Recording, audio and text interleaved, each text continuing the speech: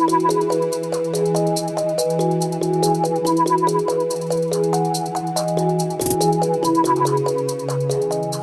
was Karachi Press Club's conference hall, where School Libraries Association (SLA) held a press conference to highlight the importance of World Book and Copyright Day. Speaking on the occasion, Commissioner Karachi Iftikhar Shallwani appreciated the efforts of SLA for the revival of school libraries.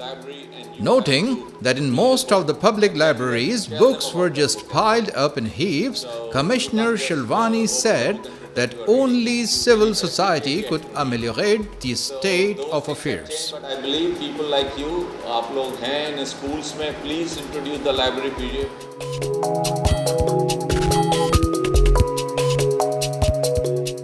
School library association का तारुफ कुछ इस तरह से कि Director Nuruddin Merchant, Executive Director Dr. Khwaja Mustafa, and others also spoke on the occasion.